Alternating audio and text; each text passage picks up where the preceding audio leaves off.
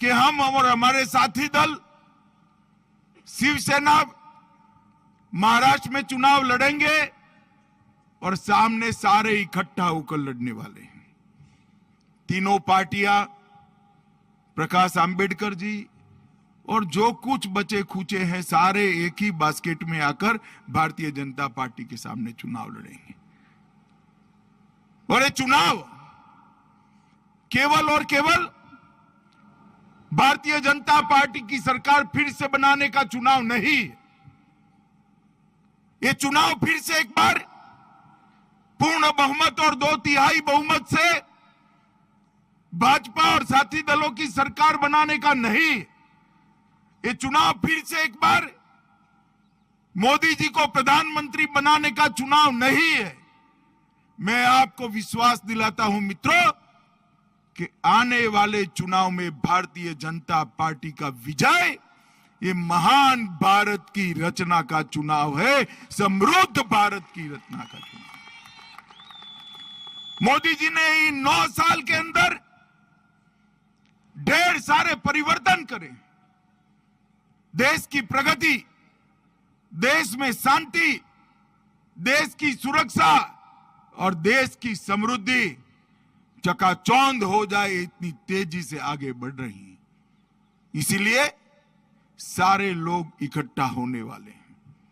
मगर मैं जरा भी चिंतित नहीं हूं, किंचित मात्र चिंतित नहीं हूं कि जिस पार्टी के साथ ऐसे देव दुर्लभ कार्यकर्ता हो, वो पार्टी कभी पराजित हो ही नहीं सकती।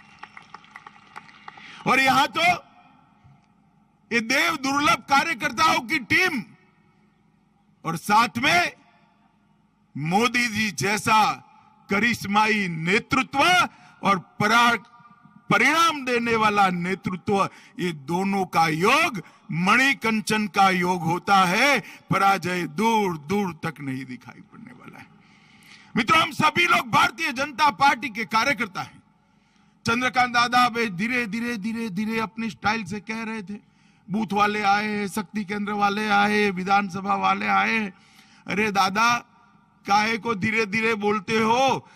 हमारी सामने वाली पार्टी की इतनी सभा नहीं होती, एक कार्यकर्ता का मेला हुआ इतना बड़ा हुआ है, देखकर किसी को अटैक आ जाए।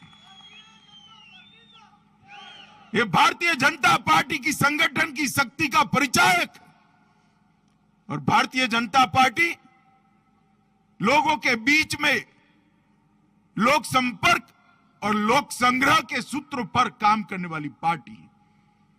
और इसीलिए जहां एक बार भारतीय जनता पार्टी का विजय होता है, वहां भारतीय जनता पार्टी हमेशा के लिए विजयी होती है। मित्रों, मैं आज आप सभी को 2014 के पहले का भारत का परिदृश्य याद कराने आया हूं और शरद राव जी को भी कहता हूं, आप तो मंत्री थे, याद करिएगा। वीके न्यूज, राष्ट्र के नाम।